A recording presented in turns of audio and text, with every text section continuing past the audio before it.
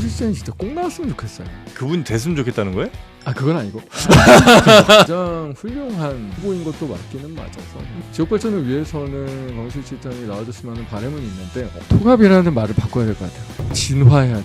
통합을 통한 진화를 해야 돼서 통합을 해야 되는 알겠습니다. 거예요. 글로벌 경쟁력을 갖기에 대전과 충남의 틀이 너무나 분절되어 있어요.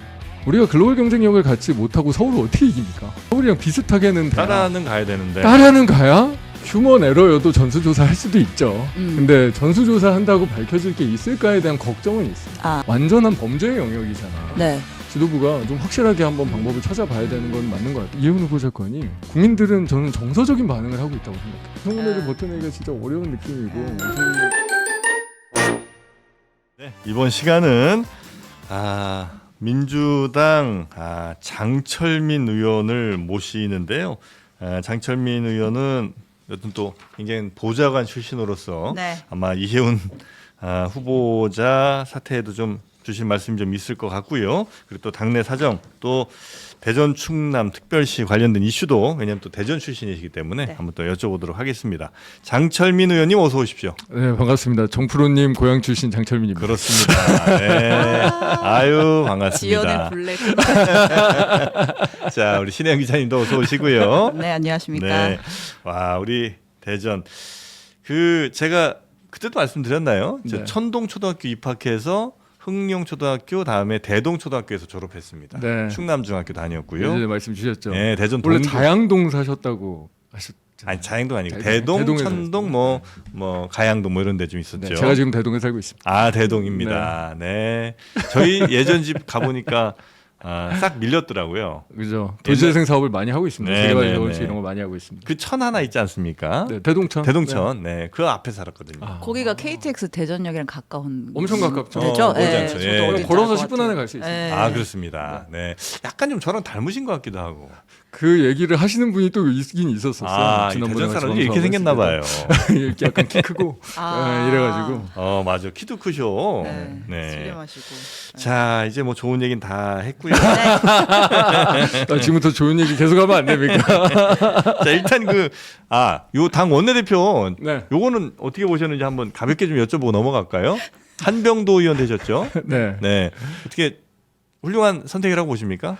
민주당에? 저희 의원들도 그렇고 당원들도 그렇고 안정을 선택했구나라는 느낌이 좀 많이 들었습니다. 그러니까 지금 당이 좀 위기 상황도 있고 좀 네. 당이 이재명 대통령과 이재명 정부의 승리를 좀 확실하게 뒷받침해야 된다라는 이제 그런 생각들이 많았어서 그런가 네. 확실히 조금 안정감 있는 선택을 했구나라는 느낌이 더 많이 들더라고요. 안정감 있는 선택. 네. 뭐 어떤 평가에서는 무색무취 뭐 이런 얘기도 있던데 뭐 그렇지 조금 안 좋게 보시면 그럴 수도 있지만 네. 뭐 한병도 대표 같은 경우에는 워낙 모든 의원들과의 관계가 다 좋거든요. 네. 정말로 거의 그래요. 한병도 의원을 안 좋게 얘기한 사람을 제가 10여 년 이상 한 번도 들어본 적이 없을 정도로 예, 신사상 네. 같은 것도 받으시고. 그렇죠. 공신사상. 네, 네. 그러다 보니까 워낙 이제 당내 소통이나 뭐 청와대와의 소통이나 이런 부분들에 대해서는 아주 확실한 강점을 가지고 있죠. 네. 정무수석을 했다라는 이력이 당정 간의 소통을 좀 원활하게 하는데 가교 역할을 할 수 있다. 정무수석의 이력도 그렇지만 그래서 정무수석도 했던 거예요. 맞- 그러니까 워낙 이제 중간에서 소통 같은 네. 능력이 워낙 훌륭하고 네. 또 당내 여러 의원들과 또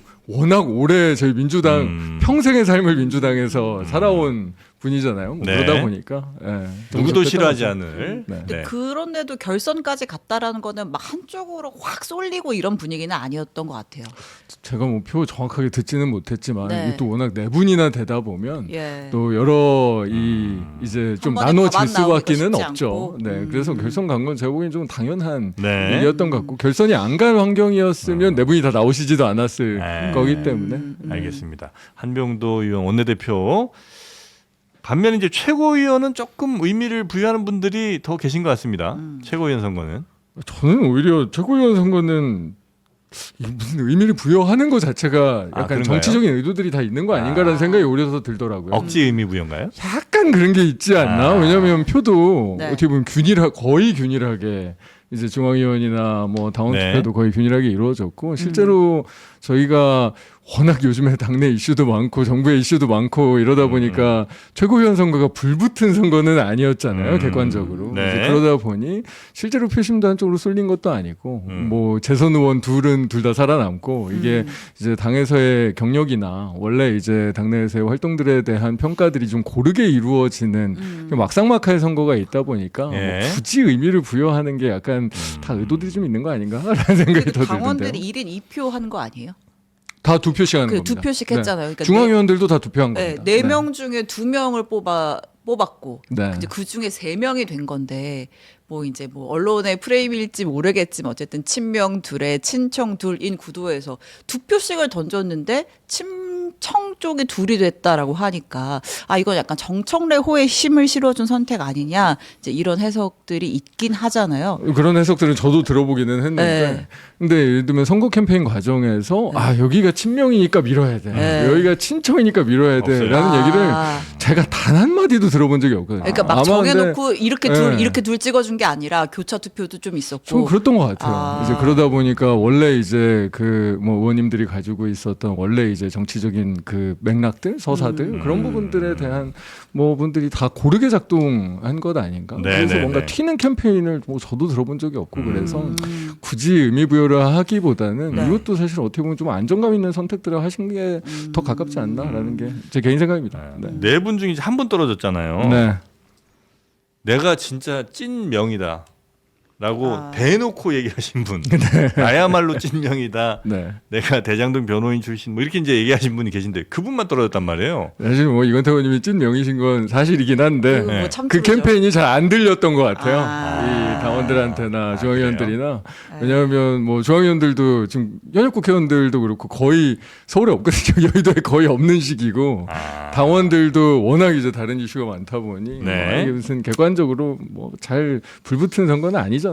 아. 네. 알겠습니다. 그럼 네. 뭐 원내대표 선거, 최고위원 선거는 뭐 이 정도로. 그러니까 네. 굳이 그렇게 친명 친청 나누지 않았으면 좋겠다. 아, 그리고 실제로 네. 최고의 후보 네 분이 전부 다 1인 1표제는 가야 할 길이다 이제 이런 얘기들을 하셨잖아요. 네. 정청래 대표가 재추진도 하겠다고 했고 그럼 이제 약간 제1 과제로 지도부가 추진을 하는 거예요, 이거는. 1인 1표. 추진하겠죠. 근데 추진하는데 저는 이제 확실하게 가는 길, 뭐 네. 당원주권 중심주의로 가야 되는 거에 대한 동의는 다 있는 거잖아요. 네. 표제뿐만 아니라. 근데 다만 지난번 부결 상황에 대한 복귀는 좀 확실히 했으면 좋겠습니다. 지도부가. 아, 다시 왜, 한다고 해도 예, 당원들로부터. 네, 지난번에 부결됐을 때 네. 그래도 이 예를 들면 영남 쪽이나 이런 쪽에서 약간의 그 문제의식들이 조금 있는 거잖아요. 대표성이 좀 그러니까 아무래도 이제 영남은 당원들이 적다 보니까 네. 또 그런 부분들에는 우리가 전국 정당을 위해서 정말로 수년간 수십 년간 사실 노력해왔던 당의 역사 그런 부분들을 좀 받아낼 수 있는 노력들이 지도부에서 좀 있었어야 된다라는 반성이 네. 그 당시에도 있었는데 그 부분에 대해서는 이 새해로 다시 완결성을 이루어진 이 지도부가 고민도 하고 좀 노력도 하면 저는 그렇게 네. 어렵지 않게 이루어지지 않을까 생각합니다. 그러니까 1인 1표제가 원칙적으로야 뭐 당연히 맞는 말일 네. 수 있지만 현실 정치에서 이제 소외되는 곳들이 있을 그러니까요. 수 있으니 그걸 어떻게 보완할지는 네. 지도부가 조금 더 고민해봐야 그것 된다. 때문에 지난번에 이제 부결이 이루어졌던 거고 알겠습니다. 그래서 그 부분 노력은 해야죠 지도부가. 자 그리고 지금 당내 제일 큰 이슈는 역시 김병기 의원 어떻게 할 거냐죠? 네. 맞나요? 예. 뭐 당내에서 제일 큰 이슈이기도 하고 네. 뭐 요즘 방송 나가면 다 이 얘기만 여쭤보셔도 예. 굉장히 곤란하긴 합니다. 그 당에서 빨리 좀 처리를 했으면 이렇게까지 안 왔을 수도 있는 거 아닙니까? 그런 아쉬움도 있죠. 네. 그런 아쉬움도 있기는 한데 이제 당 입장에서야 뭐 김병기 이 전 원내대표가 이제 실제로 그냥 뭐 탈당이나 이런 네. 부분들에 대한 조치를 취해 주셨으면 하는 바람들이 컸고 또 그 과정에서 지도부도 어떻게 보면 명확하게 뭘 못해 왔던 게 맞는 거죠. 뭐 지금 와서 뭐 다들 이제 그런 반성들을 하는 거기는 하지만 근데 못한 오늘은 게- 뭐 정리하는 거니까. 예, 네. 그동안 못한 거는 인간적인 좀 뭐 미안함 뭐 이런 거예요? 아니면 나도 혹시 김병기 의원이랑 둘이 만난 적이 있어서 혹시 나 녹음됐나? 뭐 이런 거 생각한 거예요. 제가 보기에는 후자는 진짜 거의 없을 것 같은데. 그래요? 왜냐하면 김병기 전 대표가 공식적인 자리에서나 사석에서나 그렇게 말씀이 많은 분들도 아니고 그렇게 막 원래부터 대면 접촉이 엄청 활발한 분도 아니셨어가지고 무슨 그런가요? 의원들이 뭐 내가 얘기했던 게 녹음됐을 거를 걱정하고 그러지는 않을 거라고 저는 당연히 생각하고 네. 그런 맥락은 뭐 저는 확실히 아닌데 아마 다 아닐 겁니다. 이게 다만 근데 네. 이제 이 정도의 원래 중량감 있는 네. 이 당의 정치인들은 또 이렇게 당이 어려운 상황에서는 그래도 뭔가 이제 스스로 판단하고 선택하는 아. 모습들을 보여주면서 그래도 이제 당의 안정을 위해서 애써왔던 기존의 저희의 일종의 약간 룰이 있잖아요. 당에 그게 부담을 주지 않기 위해 그러니까요. 내가 결자 해제하고 네. 돌아오겠다라고 보통은 그러니까 그게 원래 이제 하시죠. 저희의 네. 공식 같은 거니까 그 음. 공식을 기대하면서 사실 있었던 측면이 좀 있는 거죠. 근데 약간 김병기 의원은 어쨌든 뭐 의혹 관련된 사실을 뭐 부인하는 것도 있긴 하지만 저희가 들은 게 있잖아요. 이른바 소위 물증이라고 하는 것들이 나온 상황에서 당이 그 개인의 소명을 그냥 듣고 기다리기에는 파장이 너무 컸던 거 아니에요? 근데 공식적으로 당 입장에서야 그러니까 네. 정해져 있는 절차도 있고 네. 사실관계에 대해서 명확하게 알지 못했을 때 이후에 사실 더 큰 문제가 생길 수 있기 때문에 네. 뭐 원래 이제 지금 뭐 오늘 윤리심판원 열리긴 하지만 네. 이런 어떤 윤리감찰, 윤리심판원 이런 정해져 있는 절차를 확실하게 밟는 게 필요하죠. 물론 이제 저희가 일종의 비상징계권 같은 네. 것도 있긴 하지만 그게 구체적인 사실관계에 대해서 완전히 파악하지 못하고 비상징계권을 또 했을 때 향후에 또 부담도 있을 수 있기 때문에 네. 저는 뭐 김병기 대표님이 사실 뭐 본인이 우리의 원래 여의도 공식대로 이제 하지 않으셨으면 결국은 당이 정해져 있는 절차로 갈 수밖에 없었다라는 또 아쉬움도 있긴 있습니다. 네. 뭐, 네. 그리고 지금, 워낙 이제 이 녹취가 크게 터져서 그렇지 사실 그 전부터 있었던 여러 의혹들로 보아도 원내대표직은 그 녹취 나오기 전에도 이미 좀 내려놨었어야 되는 건 아니에요? 그 정도로 뭐 예를 들면 뭐 어떤 네. 기업과의 부적절한 만남이든 아니면 자신이 함께 일했던 그런 전 직원들을 뭐 보복 내지는 뭔가를 영향력을 행사하려고 했던 뭐 그런 것만 봐도 사실은 안 되는 건 아니에요? 뭐 이게 국민들께서 그렇게 생각하실 수 있다는 것은 충분히 이해합니다. 예. 근데 저희가 이게 또 이제 원내대표직이라는 것을 그렇게 쉽게 내려놓을 수 있는 자리냐라고 보면 나중에 이거 다 어떻게 보면 다 결과론이에요. 지나고 나서 보니까 뭐 원래 우리가 모르던 사실관계들이 막 드러나. 더 많은 의혹들이 드러나. 이러니까 그냥 그때 빨리 정리했으면 이렇게까지 안 됐을 텐데라고 우리가 뒤에 와서 생각하는 거지. 또 이 당의 어떻게 보면 가장 중요한 자리 중에 뭐 당대표 다음에 원내대표니까 네. 투톱이라고 할 수 있는 이 자리를 너무 쉽게 여기는 것도 뭐 당 입장에서는 또 그 당시 입장에서는 또 그렇게 쉬운 일은 아니죠. 알겠습니다. 그 그러니까 녹음한 것에 대한 네. 의원들의 충격 내지는 배신감 같은 건 없습니까? 솔직히 있습니다. 솔직히 있습니다. 그러니까 전 그럴 것 같아요. 저는 의원들 사이에 이야기가 녹음된다는 거는 진짜 네. 예전에 국정원한테 도청은 나간 적이 있어도 네. 의원들 사이에서 녹음하는 거는 너무 충격일 것 같은데.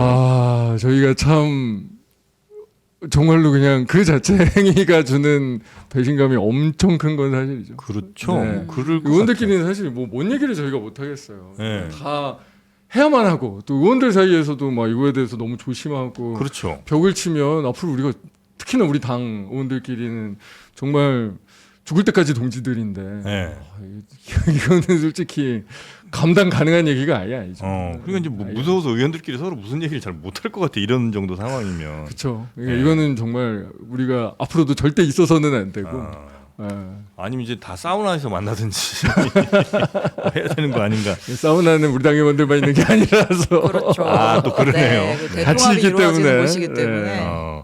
아니 그래서 우리 의원님 생각하실 때는 뭐 당에서 당연히 이제 적절한 징계 수위가 나오리라고 생각합니다만 의원님은 어느 정도 수준이 돼야 국민들이 좀 받아들일 수 있을 거라고 생각하십니까? 가장 김병기. 강하게 해야 됩니다. 가장 강한 가장 거면 강하게 해야 됩니다.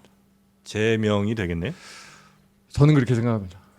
왜냐하면 지금까지 사실 당이 단호한 모습을 보이지 못했고 지금까지도 당이 원칙적인 모습을 보여주지 못했기 때문에 네. 결국 당에 정해져 있는 절차대로 했다는 거는 어떻게 보면 가장 강한 조치 말고는 이미 선택지가 없어진 게 아닌가.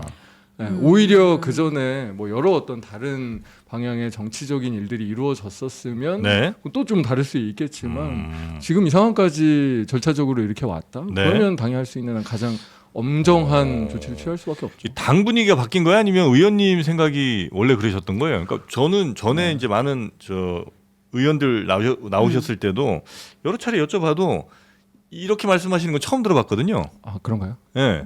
원래 이 생각이셨어요? 아니면 주말 지나면서 갑자기 생각이 바뀌신 거예요? 아니, 그러니까 절차를 밟는다는 건 네. 당이 실제로 주체적인 어떤 메시지를 갖는 그런 행동을 할 수밖에 없게 된 거예요 이미. 예. 그러니까 그 전에 우리가 정치 영역에서 해소할 수 있을 때는 여러 시나리오가 가능하죠. 네. 그런데 저는 이미 상황이 오늘 이제 윤리심판원까지 왔다라는 네. 거는 저는 그냥 이미 선택지가 사라진 것 아. 같은데요. 저는 그거에 대해서 이게 뭐 제 입장과 지금 상황 자체가 네. 그냥 그렇게 된 것 같습니다. 알겠습니다. 어느 정도 사실관계도 다 확인됐다고 보시는 거예요, 그러면?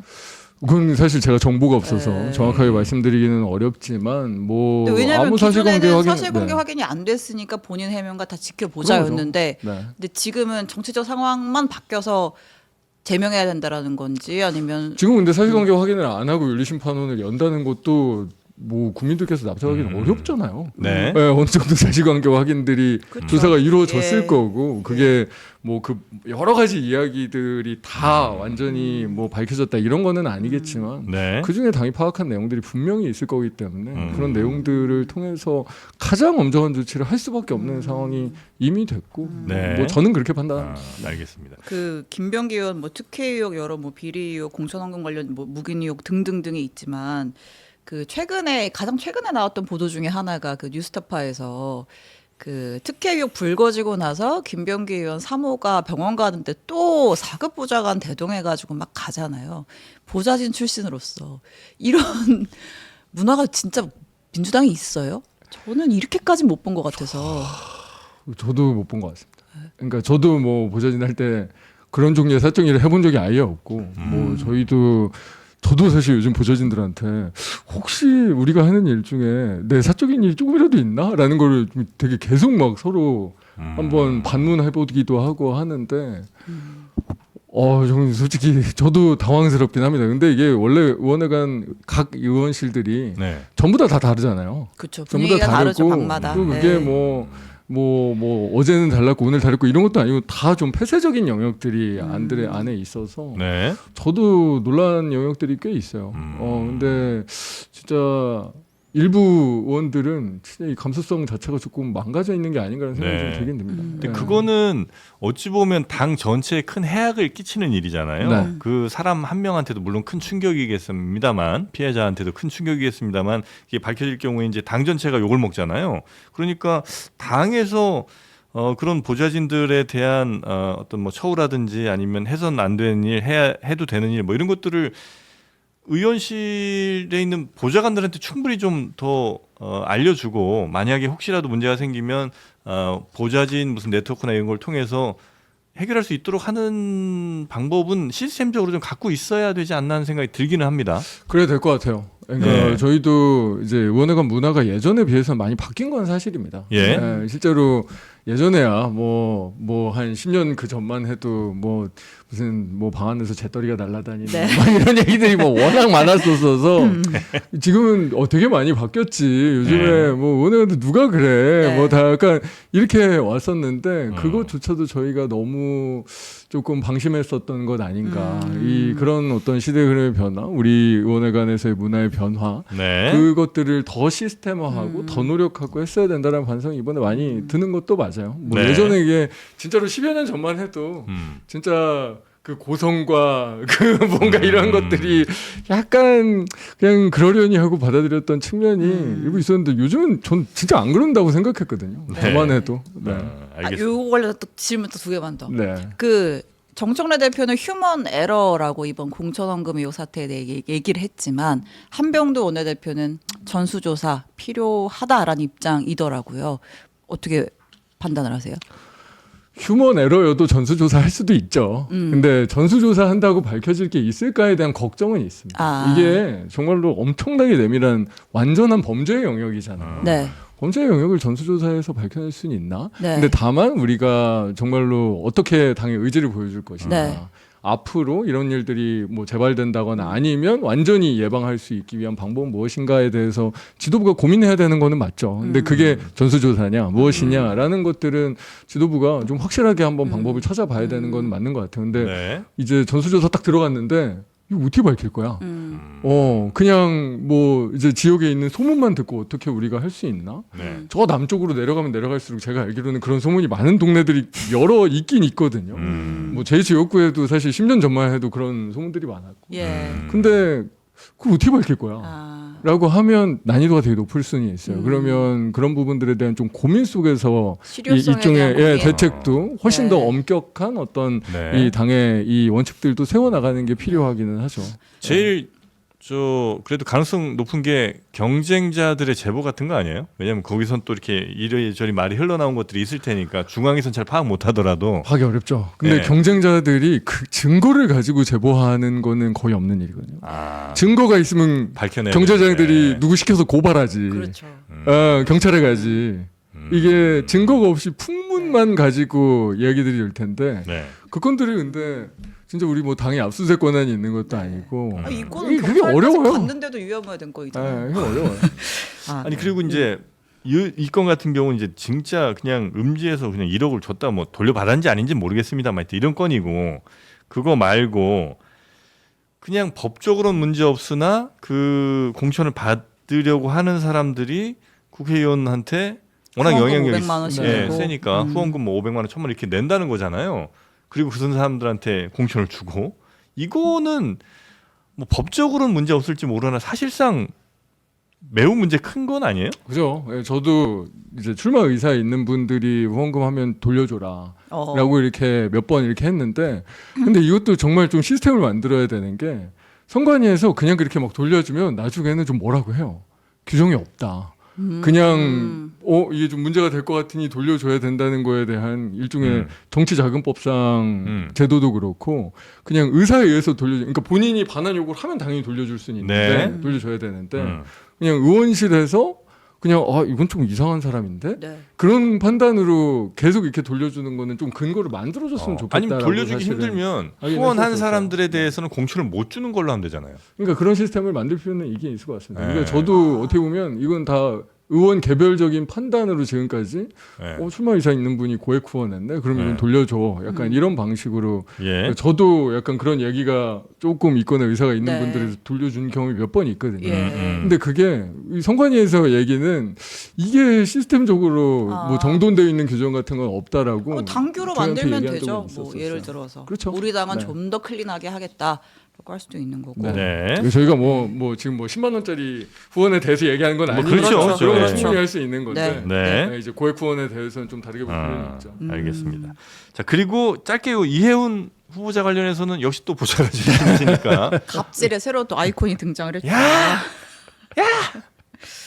IQ가 이런 사람들이 어떻게 국회의원을 하는 건지 난 모르겠어요 진짜. 네. 예. 근데 그래요. 이거에 대해서는 당에서 역시 또 약간 얘기하기를 주저하는 것 같더라고요 민주당에서.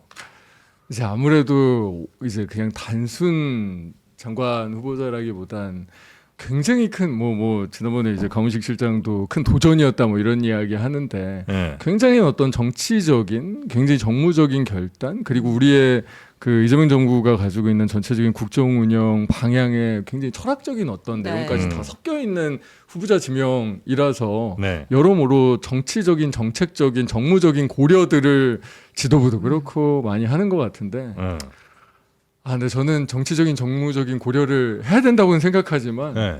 이 인간적인 영역은 좀 다른 것 같습니다. 어. 인간성 영역은 좀 다른 것 같아요. 그만둬야죠. 네, 저는 그렇게 생각합니다. 예. 아니 어떻게 이런 분을 우리나라의 예산을 짜고 뭐 계획하는 사람으로 어떻게 우리 국민들이 받아들일 수가 있겠으며 네. 지금 뭐 나오는 거 보니까 뭐 무슨 부동산 저 아파트 뭐 90 지금 한 90억 되는 거 그런 거 이거 청약할 때도 아주 의심스러운 부분이 많잖아요. 다들 위장 미혼 시켜서 위장 비용이 청약 뭐야? 점수를 가점을 저는 오히려 막 네. 그런 일종의 뭐 지금 이후에 나온 의혹들은 네. 그래 뭐 청문회에서 소명도 하고 뭐 얘기 좀 하고 네. 뭐 그러면 뭔가 청문회 얘기도 될 수 있을 거라는 네. 생각은 들어요. 뭐 앞뒤 상황에 대한 음. 구체적인 사실관계를 뭐 무슨 네. 그 의혹을 제기하는 기사들이나 뭐 음. 공격하는 층에서 막 뭐 다 얘기하는 것도 아니고 또 다른 뭐 사실관계가 있을 수는 있으니까. 음. 근데 그 인턴한테 소리 지른 거는 저는 진짜 좀 다른 영역인 것 같거든요. 그러니까 그래서 저는 사실 이후 의혹에 대해서는 네. 뭐 굳이 얘기하고 싶은 생각이 별로 없고 근데 일단 그거 하나만으로도 그 정말로 사실 의원실 내에서도 가장 약자에 대한 이제 그런 그래요. 태도를 취하고 그런 이제 이야기를 할 수 있다는 거는 저희가 인간적으로 정서적으로 아, 진짜 뭐 우리 자식이 그런 일을 취하면 그런 일을 당했다고 하면 이게 그냥 분노의 영역이 아니잖아요. 정말 아예 받아들일 수 없는 수준의 일이기 때문에 네. 저는 사실 그냥 뭐 그것만 가지고 이야기해도 사실 네. 저도 뭐그 생각이네. 와, 근데 뭐를 그렇게 고려하고 그게 그렇게 큰 고려 상황인지를 모르겠어요. 아, 저는 지도부의 태도는 이해는 돼요. 네. 저는 지도부는 네. 충분히 그럴 수 있고 대통령실 입장도 충분히 이해됩니다. 그러니까 왜냐하면 이게 그냥 장관 후보자는 아니거든요. 저희가 예. 진짜로 포용과 통합 그리고 이제 국정 운영 과정에서의 굉장히 큰 어떤 다양성의 주명, 정말 멋지잖아요. 그렇게 우리가 국정 운영 해나가야 되는 것도 맞고. 네. 그런데 이제 후보자가 너무 후졌던 거지. 특히나 국민들이 정서적으로 아예 받아들일 수가 없는 수준의 그런 이 행타 성격을 가지고 있었던 거죠. 네. 근데도 우린 받아들여야 돼요. 만약에 통과하면. 통과할 수 있을까? 통과를 통과할 수 좀 있을까? 낙관적으로 보지 않으시는 아, 거죠. 통과하기 어려울 것 같으면 안 하는 게 맞지. 저는 이게 그 저희가 정치인들이 뭐 저도 그렇지만 제일 조심해야 된다고 생각하는 것 중에 하나가 네. 그러니까 국민들이 정서적인 질문을 던질 때 정서적으로 저희가 반응해야 되고 네. 논리적인 질문을 던질 때는 논리적으로 반응해야 되거든요. 예. 네. 저는 사실 이훈 후보 사건이 국민들은 저는 정서적인 반응을 하고 있다고 생각해요. 그럴 왜 수밖에 우리 없고요. 공감하지 예, 못하냐? 예, 예. 왜 이런 폭력성을 가지고 있는 내가 다 아프다. 음. 내가 다 아프다. 네. 저걸 듣고 그러면 우리가 정서적인 답을 내줘야 되는데 네. 청문회는 정서적인 답을 내기엔 되게 어려운 자리거든요. 음. 그러니까 논리적인 물음에 논리적인 답을 할 수는 있어요. 네. 청문회 하면 처음부터 무슨 싱크 틀겠어요. 그러니까 녹취 바로 나오겠죠. 근데 저는 그래서 청문회를 네. 버텨내기가 진짜 어려운 느낌이고 네. 저희 그 당도 정서적인 답을 내기에 굉장히 공감하고 그 아픈 어떻게 보면 피해를 입었던 친구들을 위로하고 그런 방향으로 답을 찾기가 정말 어려워서 저는 사실은 계속 가기 어려운 거 아닌가. 어쨌든 대통령의 인사권을 존중해서 청문회 절차는 밟되 네. 민주당이 부적격 보고서를 채택할 가능성도 배제할 수는 없다. 보고서 채택까지 당이 너무 부담 주는 거 아닌가라는 생각이 전 청문회도 국민들이 보시기에 그러니까 제가 딱 지금 얘기했던 네. 우리 국민들이 보시기에 정서적으로 도저히 납득이 안 돼.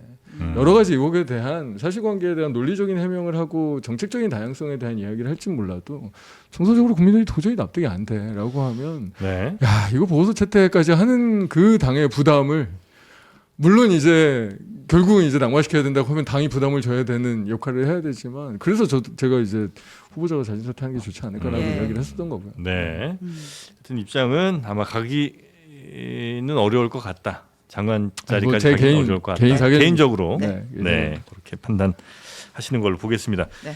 끝으로 요 대전 충남 통합시장에 가세요? 네, 저 출마 선언했습니다. 1등으로 1등은 아니에요. 예. 1번 아니요?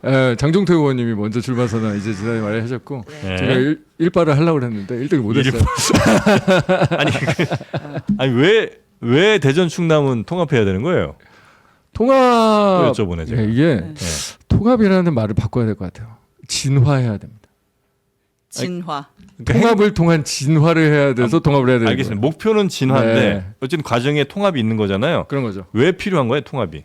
대전 충남이 행정적으로 같이 엮여야 된다는 거죠? 저희가 글로벌 경쟁력을 갖기에 대전과 충남의 틀이 너무나 분절되어 있어요. 그러니까 저희가 대전충청이 뭐 대전에 뭐 여러 가지 이제 과학 교통의 네. 중심 자원들 네.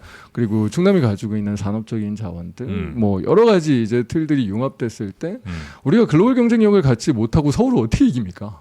아니 서울이 이기는 건 뭐 그건 뭐 모르겠지만 서울이랑 비슷하게는 돼야 따라는 가야 되는데. 따라는 가야 이 수도권 집중 뭐 1극 이런 네. 것들을 극복해 나갈 수 있는 네. 거잖아요. 그러면 확실하게 영역과 자원과 그리고 많은 재정과 네. 권한과 이런 것들을 통해서 우리가 한 단계 진화해야만 그래야 서울과 맞짱 뜰 수 있는 합치면 도시가 돼요, 될 그게? 수 있다. 그냥 합치면 안 됩니다. 네. 권역만 합치면 안 되고요. 예. 가장 중요한 건 돈이고요.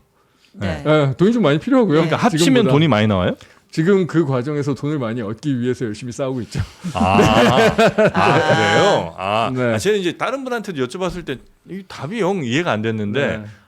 그럼 이제 그런 합치는 과정을 통해서 예산을 좀 더 많이 확보를 하고 그렇죠. 그 많이 확보된 예산으로 뭔가를 더 이렇게 키우시겠다 이런 돈과 권한. 군요. 예, 돈과 권한이 있어야 일이라는 걸 할 수 있는 거잖아요. 그러니까 이게 물론 디테일로 들어가면 무지막지하게 복잡한 일들이고 예. 뭐 그렇기는 하지만 가장 큰 건 돈과 권한이고. 만약에 그러면 뭐 가능성의 얘기입니다만 국민의힘 후보가 대전 충남 통합 시장에 당선이 됐어요. 네. 거기에도 많은 돈과 권한을 줘요? 그건 그렇게 해야 되지만 그 만약이 이루어지지 않도록 해야죠. 예. 아니 대전시장 그리고 저는 충남도지사가 유권자들을 다진 믿고 있습니다. 정말. 네. 네. 이게 이런 상황에서 네. 그 저희 민주당이 승리하게끔 유권자들께서 해주시지 않겠습니까? 그래야 단순 통합이 아니라 우리가 진화를 통해서 더 큰 이 미래로 나아가는. 그러니까 많은 저 예산이 떨어졌다 칩시다. 그러면 그 다음에 뭘 하실 건데요? 어떻게 서울을 따라갈 거예요? 가장 중요한 건 두 개죠. 그러니까 하나는 당연히 이제 지역 산업 정책이고 네. 초강력 경제권 말들을 하지만 네. 사실 우리 지역이 네. 주체적인 산업 정책 같은 거 못 합니다 지금. 뭐 할 그럴 수 능력도 있죠. 없고. 네네네네. 대부분 권한이 다 중앙에 있고 네. 우리가 뭐 맨날 무슨 시도에 막 이렇게 얘기해도 네. 산자부, 중기부, 과기부 이런 데서 사업하는 거 어떻게든 공모 따내려고 하다가 네. 요건 따고 요건 실패하고 네. 이게 꼭 필요했는데 못 하고 그러니까 뭘 하겠어요 이러니까 그래서 지역 산업의 전체적인 어떤 기획부터 집행까지 할 수 있는 권한과 능력이 있어야 되고 그래야 초강력 경제권이라는 걸 만들 수 있고요. 네. 지역 또 산업이란 게 뭐예요? 아니 그러니까 산업 정책이라는 네. 거죠. 그러니까 저희가 예를 들면 반도체 공장 갖고 온다 뭐 이런 거? 그런 거예요? 그게 뭐 반도체 등 우리 바이오 같은 경우에 네. 특히나 약간 그런 일들이 많은데 그 오송이 좀 강하잖아요. 청주 오송. 오송 대전에 있는 그 이 코스닥 안에 10등 3개 기업이 다 바이오 기업인 거 혹시 모르죠? 대전에? 네. 뭐뭐뭐예요? 뭐 알테오젠 같은 경우에 대전이 본사예요? 코스닥 1등 기업이잖아요. 네. 바이오의 엄청난 중심 지역입니다. 왜냐하면 네. 연구단지에서 예, 이쪽에서 약간 일종의 뭐 이 그 연구자들이 뭐, 기술들을 가지고 창업한 기업들이 인력들이 10년 훌륭하니까. 이상 이렇게 예. 커와서 어마어마한 기업들로 성장해 간 거예요. 근데 이런 기업들을 우리가 지역에서 정말 확실하게 지원한다고 했을 때 잘 안 네. 돼요. 일단 돈도 없고 대부분 사실은 이 중앙에서 그러면 다음 바이오 사업 하겠습니다 하고 이제 공모하잖아요. 네. 전국에 보통 한 30개 이상의 지역들이 아마 신청할 겁니다. 네네. 네. 예, 그러면서 사실 이게 되고 안 되고 뭐 되는 것도 없고 실제로 그런 어떤 뭐 이 유수의 바이오 기업들도 네. 대전이 우리 콘데 해준 게 뭐야? 예. 라고 실제로 이야기해요. 예. 그러니까 그런 어떤 측면들을 확실히 해야 된다는 거죠. 뭐 대전이 뭐 확실한 강점을 가지고 있는 방산 이런 부분도 마찬가지고 네. 지금은 이제 중앙부처 쳐다보고 있을 수밖에 없고 실제로 내려오는 일들도 중앙정부는 M빵 해줘야 되거든요. 네. N분의 1 해줘야 되거든요. 네. 네. 그러다 보니까 집중 투자 같은 거 안 되는데 우리는 우리 지역의 생태계에 맞는 가장 훌륭한 산업적인 투자를 기획하고 해나갈 수 있다는 거죠. 그리고 뭐 교통망 같은 경우에도 네. 이 일극 체제가 된 게 교통망을 그렇게 만든 것도 영향이 크거든요. 서울 중심이긴 하죠. 모든 고속도로 모든 철도가 다 서울로 이어져 있는 거잖아요. 예, 지금 예, 다 그 주변에 GTX로 또 완전한 완전히 무슨 거미줄처럼 예. 또 깔고 있는 거고 예. 그런 거를 뭐 예를 들면 우리 충청이 뭐 수도권만큼의 경쟁력을 신수도권이 돼야 된다라고 하면 예. 당장 대전 내포부터 연결해야 되잖아요. 대전에서 내포 가는 게 제 체감으로는 대전에서 여의도 가는 것보다 힘들거든요. 내포라고 하는 곳은 저 대전 아니 충남의 저 도청 소재지. 그러니까요. 그렇죠. 네. 네. 그러면 모르시는 대전 분들 계실 수 내포 있어서. 천안 네. 정도는 네. 뭐 도로든 철도든 우리가 주체적인 방식으로 연결을 하고 왜냐하면 국토정책이라고 하는 게 네. 결국은 거점 그리고 그 거점을 연결하는 선, 그 선들로 생겨나는 권역들이 뭔가 중심적인 어떤 국토정책을 이루어지는데 우리의 모든 선들이 서울과 연결했던 거예요. 그러다 보니까 지역에 초강력 생활권, 초강력 경제권이라는 게 아예 이루어지지 않는데 세종은 어떻게 돼요 그러면? 세종은 사실 저희가 뭐 네. 지금 제가 대전 내포 얘기했지만 대전 내포 연결하려면 중간 세종이 있습니다. 아. 그러니까 세종도 같이 당연히 돼요? 연결을 해야 됩니다 이렇게. 그러니까 그 네. 선으로 연결되는 거 말고 그러니까 네. 물리적으로도 그러니까 지역적으로도 같이 통합되는 거예요 그러면? 아 이번에는 당연히 같이 통합하는 건 아니고 아 세종은 여전히 이제 특별시 형태로 있지 남아 있고. 근데 물론 이게 약간의 논쟁은 있어요. 그러니까 예를 들면 이제 뭐 외국에 뭐 네. 미국 워싱턴 DC나 이런 것처럼 네. 확실한 행정 수도의 독립적인 도시로서 존재할 필요성이 있다라고 네. 생각하는 분들이 있고, 뭐 저는 약간은 다른데, 저는 결국은 이 대전 세종 그 오송 천안까지 연결되는 이 축이 굉장히 중요해서 결과적으로 한 뭐 이제 10년 정도 후에는 세종도 함께 통합해야 되는 고민들을 해야 된다라는 생각을 가지고 있는 분들이 있는데, 네. 그러니까 어쨌든 실질적인 뭐 교통망이든 산업 정책은 통합돼 가야 되는 게 저는 맞다고 생각합니다. 근데 네. 일종의 이제 확실한 이제 수도의 역할들을 할 거잖아요. 네. 대통령실, 국회 이제 다 내려가고 뭐 이후에 뭐 대법원 등등 여러 가지 이제 국가 주요 기능들도 이전을 한다면 상징적인 의미로서의 권역의 독립이라는 부분들이야 뭐 저희가 좀 토론의 영역인데, 실질적으로 생활권이나 경제권 측면에서는 확실히 통합되는 게 필요하다라는 생각이죠. 네. 알겠습니다. 그리고 최고 원래 이제 경쟁자는 훈시경인가요? 강훈식 저는 시장. 뭐 네. 여러 번 말씀드렸는데 네. 강원식 시장이 진짜 꼭 나왔으면 좋겠어요. 거짓말. 아, 이거 아니 근데 진짜 거짓말이 아니에요. 아 그래요? 정말로 꼭 나왔으면 아. 좋겠어요. 나왔으면 물론 좋겠다는 게 그분 됐으면 좋겠다는 거예요? 그건 아니고 무슨 소리예요? 그러니까 어떤 이번 선거의 집중도도 높이고 또 그- 대전 충남 통합 이슈도 더 불을 붙이고. 왜냐하면 네. 그 재선거가 엄청나게 어려워지는 거는 분명합니다. 정말로 네. 강원 시장 나오면 아마 엄청 쏠려갈 거니까. 음. 근데 지역에는 진짜 그만큼 훌륭한 이 선거 과정 자체가 네. 그만큼 훌륭한 흥행 카드이기도 하고, 우리가 확실하게 지역이 변화하고 있다, 정치가 변화하고 있다, 네. 이게 진화하고 있다. 그러니까 그게 단순하게 우리 대전 충남의 어떤 위상뿐만 아니라 거기에서 만들어질 구체적인 비전들, 그런 네. 어떤 정책적인 미래지향적인 토론 속에서 우리가 얻게 될 성과들, 이게 선거라는 게 후보를 뽑는 거기도 하지만 네. 그런 그 선거 과정 속에서 여러 가지 청사진들, 그 정책들이 뭔가 상호작용이 예. 이루어지면서 진화해 나가는 과정이기도 하거든요. 또 그러기에는 정말로 가장 훌륭한 후보인 것도 맞기는 맞아서 저는 지역 발전을 위해서는 강원실 실장이 나와줬으면 하는 바람은 있는데, 엄청나게 어려운 여러 가지 여건들이 있는 것 같아요. 우상호. 네, 그래서 우상석이 어저께 또 얘기한 안 것도 나갈 있고. 거야 또 이렇게 하시고. 이게 또 왜냐면 이게 또 우상호 선생이 꼭 얘기해서가 아니라 이게 진짜 자칫 뭔가 좀 그렇죠. 이게 무슨 지방선거 전략이냐 이렇게 네. 잘못 뭐 오해될 뭐 여러 가지 상황들도 있고 그래서 그런 것 같은데, 그래서 저는 꾸준히 좀 강원실 실장이 나오는 게 그런 네. 무슨 선거 유불리의 문제가 아니라 이게 지역 관점에서 우리가 봐야 된다라는 음. 이야기를 저는 좀 거듭하고 싶은 네. 마음이 있습니다. 근데 이번 선거에서 대전 충남 통합 특별시장을 뽑는 건 아니죠? 맞습니다. 네. 맞아요? 네. 네. 그렇게 확실히 해서 뽑혀요? 하겠다라고 네. 추진하는 거죠. 지금 이제 막 정하면 되는 거예요? 지금 정하면 되긴 됩니다. 아 그래요? 네. 대전 충남 통합부터 먼저 해야 그 시장을 뽑을 수 있는 건 아니고요. 그게 지금 거의 저희가 3월 이내 국회에서 법 통과시키겠다. 대전 충남 통합시키는 걸. 네. 와, 이거 지역 주민들하고는 충분히 얘기가 된 거죠? 충분히 얘기를 지금 하려고 애를 많이 쓰고 있죠. 우리 엄마 모르던데. 우리 엄마 아직 대전에 계시단 말이에요. 제가 어머니께 따로 연락드리도록 하겠습니다. 이거 호칭부터 해서 주소 다 바꿔야 되는 거잖아요. 그러면. 뭐 그런 뭐 행정적인 게 어려운 거는 아니고, 말씀하신 대로 정말 시민들과 소통을 저희가 폭넓게 그리고 구체적으로 해 나가는 게 굉장히 중요하죠. 좀 시간이 빠듯하지 않나 하는 생각이 좀 들긴 하는데. 빠듯한 건 맞아서 네. 제가 진짜 열심히 얘기하죠. 알겠습니다. 하여튼 대전에 계시는 우리 가족들부터 설득을 잘 하시길 바라면서 오늘 우리 장철민 의원과는 이 정도 네. 인터뷰하고 마무리하면 어떨까 싶습니다. 네. 혹시 뭐 아쉬운 점 있으셨을까요? 아니 뭐 아쉬운 거는 따로 없고요. 네. 네, 자주 불러주세요. 알겠습니다. 저희야 좋죠. 알겠습니다. 자, 함께해 주신 장철민 의원님 대단히 감사하고요. 또 다음 기회에 뵙겠습니다. 고맙습니다. 네, 감사합니다. 네.